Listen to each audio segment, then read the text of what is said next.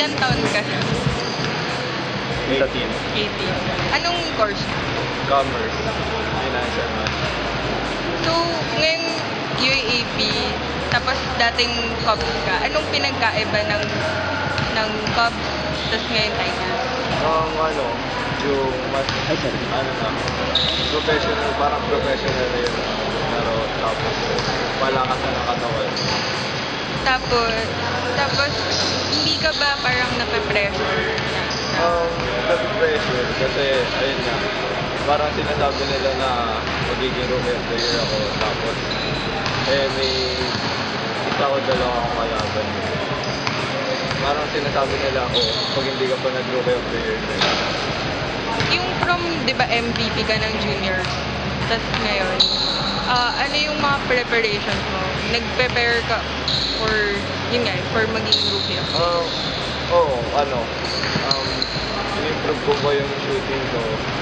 Tapos yung mga mistake ko sa last year sa high school. Pinagandaan ko talaga.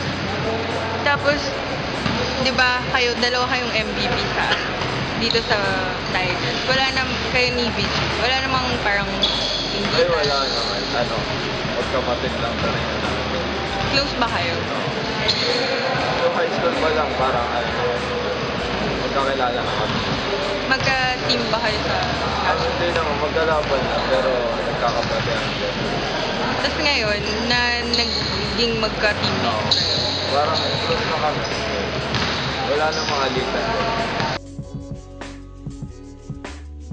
Babaguhin ko yung style ko, more on sa laksa. Parang niles ko yung 3 points, kasi parang mababa yung percentage ko. Yun. Tapos gagamitin ko palalo yung mga teams ko.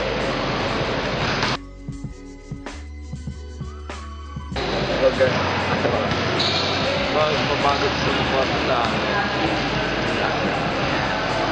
Kaya natin.